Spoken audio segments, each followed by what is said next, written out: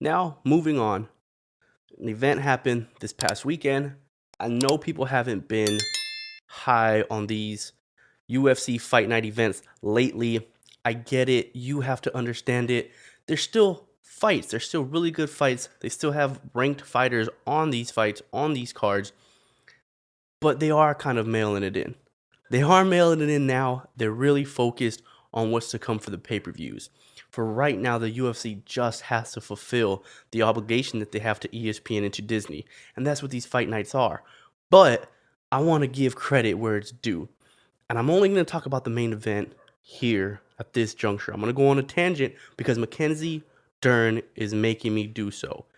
I mean, just wow from Mackenzie Dern. Just absolute wow. I have never seen her not only this aggressive or mean, but I've never seen her with this much power in terms of striking. She was hurting Angela Hill consistently. I couldn't believe what I was seeing. For the first time in her career, I felt like she could have gotten a finish even if she didn't take it to the ground. I felt like for the first time in Mackenzie Dern's career, she would have been better off keeping it standing, and she might have gotten a finish if she didn't decide to take the fight to the ground. When have we ever seen that from her? When have we ever seen a fight where we said, hey, don't go to the ground. You're having so much success here, you might actually get the finish here. That's so rare for her. To see her trying to put things together, I couldn't believe what I was saying. I couldn't believe it. And she wasn't just swinging. That's the thing. She wasn't just out there swinging wild and connecting. Like, she was actually putting together reads. She was actually timing when she's coming in with the two. She was timing her shots. That knee that she landed on Angela Hill that hurt her bad, that had her almost out of there. I believe it happened in the third round. That knee was a read. She would pop the jab, and she saw pop the jab, throw the two, and she saw Angela Hill's reaction. She saw it a couple times. She threw a little front kick earlier in the fight, I think in the first round, that she almost connected on her. She kind of caught her in the chest, and she noticed she's ducking. That's a read. Mackenzie Dern's out here making reads on her feet. Throws a jab, sees her duck her head, feints the jab, or pops the jab a little bit. Looks like she's about to come with a two. Knee up the middle, blaster. I mean, what a performance. What a brilliant performance from Mackenzie Dern. Mackenzie Dern, by far the best I've ever seen her. I have never seen her this good, this sharp, this mean, this aggressive. I mean, just landing elbows hellaciously on Angela Hill. And Angela Hill is no slouch. I know what you're going to say. Yes, she's 15-13 in her career. She's definitely no world beater either. I said she's no slouch, but she's also not some world beater. She's 15-13. But she was coming off of back-to-back wins. And she's always competitive. Look, split decision loss to Amanda Lemos, right? Back-to-back wins. And she had a split decision loss to Amanda Lemos, who's fighting Wei Lee for the title next. Like, Angela Hill is always in these competitive fights. She always puts on a good showing, even in her losses, which there are many, but she always gives a good showing. I mean, if you just look at the amount of split decisions that are on her resume, there's a lot that could have been swung her way. Her record could look a lot better than it does. Unfortunately, all the split decisions went against her. But she's always in the fight. Always. Angela Hill is a dog. She's always in the fight. But not that night. Not that night against that Mackenzie Dern, because we've never seen that Mackenzie Dern before. And Michael Bisping and the team, I don't know what it is with the UFC, where they are perfectly comfortable throwing out people's business out there, but Michael Bisping alluded to the fact that she was going through a divorce. I don't want to get into it, but, briefly mentioned the personal issues. She's fighting very angry. It's like she's looking for somebody to take it out on. Yeah. You know what I'm saying? There was not enough to know exactly what's been going on, but I did see some tweets and some stuff of maybe there's some like abuse in the relationship from the guy's end, which I think we can all admit. If you're doing some dumb stuff while you're with Mackenzie Dern, you're an idiot. Like, anybody who messes that up, anybody who's going to put hands on a woman, period, is an idiot. So I don't know exactly what's been going on, but Michael Bisping alluded to the divorce, and they're talking about her being angry. I don't know if that's what it is. I don't know if that's what it is, or if she's just starting to hit this stride. The one thing about Mackenzie Dern that I appreciate the most, there were talks about her weight struggles, her inability to cut weight, to make weight, and just the body difference, right? When you just look at Mackenzie Dern pre-baby, before she had her child, compared to now. How does she do it? You're telling me you're going to, obviously, could be massive motivation, right? Having a child, I have a son myself. It is massive motivation to start doing better. And if that's what it was, my goodness, did it help her career in the biggest way? To go from where she was at before, being this one-dimensional, can't make weight, her body always looked like she wasn't at the peak of her athletic career. And then all of a sudden, after the baby, she comes back, she starts going on win streaks. Even when she had a loss in her last fight, you would think, okay, she's going to have to try to find a way to bounce back. She bounces back in a huge way. I mean, I've never seen her look this way. And again, against a tough-grown Angela Hill who's always in a fight. Scorecards. 2 judges, 49-44, and 1 judge had it 49-43. You have to lose every single round 10-9 to score 45. If you get 9 on every round, you get 45.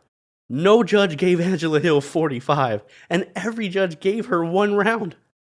That's insane. Multiple 10-8 rounds in that fight I've never seen anything like it. It was just an absolute beatdown. I've never seen anything like it from Mackenzie Dern, and I've never really seen anything like it from Angela Hill. We've seen her put away, we've seen her lose, but this was 5 rounds of a beatdown. And shout out to Angela Hill. This isn't to take away from her. She's as tough as nails. There were so many opportunities for her to get up out of there. She had a lot of chances when she's stuck in that arm bar and she's keeping her grips, and Mackenzie Dern trying to fight the grips, trying to break the grips to finish the arm bar. At that point, she's hurt. She's been beaten up. Her eyes shut. It's bad. And to still say, no, I'm not going to let you have this. I'm not giving you this submission.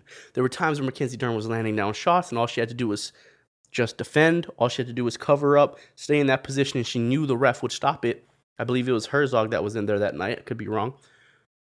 But she didn't do that. She kept fighting. She kept trying to get to her side. She kept trying to shrimp. She kept trying to buck. She kept trying to get into better positions. And that's big.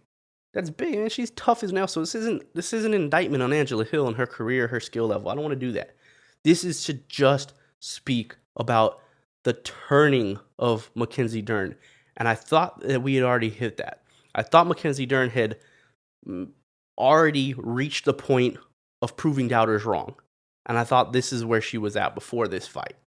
So to see her come out and start landing shots, hurting somebody on the feet, dropping somebody multiple times, and then obviously we know how incredible she is on the ground. Hey, what's next for Mackenzie Dern? I'm leaving this going, what? I cannot wait to see what she's got going on next. And she does a smart thing, gets on the microphone, knows what she wants, knows who she wants to call out. She calls out Rose Namajunas. Tough night at the office for Mackenzie. We understand Rose at times looks like the greatest female fighter we've ever seen. And then at times looks like she could be stuck in neutral and not go. That's going to be an interesting fight. Tough for her on the feet, but a good call out, a perfect call out. I've mentioned before, everyone else kind of has stuff already booked. They already got stuff going on. Yan Xiaonan, I think, is probably coming up next. She just fought her, just lost to her, so it would make no sense for her to call her out. She does have a loss to Marina Rodriguez. That could be a potential fight for her as well. That one wouldn't be bad. Rodriguez beat Mackenzie Dern. If Mackenzie Dern can come back and beat her, that would be nice to have that revenge on your resume. Jessica Andrade is another one whose name gets thrown around a lot. I would hate that fight for Mackenzie. Not because I think she's just incapable of winning, but because Jessica Andrade is still very dangerous and she's on a losing streak. You don't ever want to be the get-right fight. You have to have upside, right? If there's risk, there has to be reward. And if you beat Jessica Andrade, yes, you beat a name and you beat somebody who's good, but it's not going to give you enough credibility because she's on a losing streak. We haven't seen Andrade win in a little while. So to beat her, I don't think it does anything for you, or if Jessica Andrade is even going to be at that division. I'm not even sure. But I don't think that's a good fight for her at all. The other one that I was very interested in, obviously she called out Rose, and I think that's a really good call out, and I think the UFC would be wise to put that fight together. But the other one is Tatiana Suarez. She has a fight coming up soon with John DeRoba. If Suarez can get past John DeRoba, just think about that grappling match. Think about Tatiana Suarez's wrestling pedigree with Mackenzie Dern's jiu-jitsu pedigree. That would be an epic. And then on the feet, I don't know. especially if we get this Mackenzie Dern, I don't know. That now all of a sudden sounds like one hell of a fun fight to put together. Of course, Tatiana Suarez has to get past this challenge to beat Jandiroba, but if she does, it's still within the same time frame that Mackenzie Dern doesn't have to wait too long for Tatiana to come back. Of course, hopefully there's no injuries. Tatiana's been kind of injury riddled. Hopefully that's it, because I love watching Tatiana Suarez in there as well. But that would be a fun fight too. So Rose Namajunas, Tatiana Suarez, those two would be really, really fun for me. I know Tatiana wants to come up, but they're always kind of right around the same weight classes, right? 115 and 125 in the female divisions, like they're always all fighting each other. And to Mackenzie Dern's credit, she's fought everybody else. Like, she has wins over all these girls. She has losses over some of them. She needs somebody that she hasn't fought before. Rose Namajunas was the right call out, and I hope she gets that fight. But whoever it is that she fights next needs to be prepared for a different Mackenzie Dern. They have to be prepared to a very different Mackenzie Dern that we've ever seen or that we were used to. Hey guys, thanks for watching this clip from the Sicko Sports Podcast. If you want to catch the full episodes, you got to head over to Spotify. Just type in Sicko Sports Podcast, or you can just click the link that's down in the description. Thanks as always. See you next time.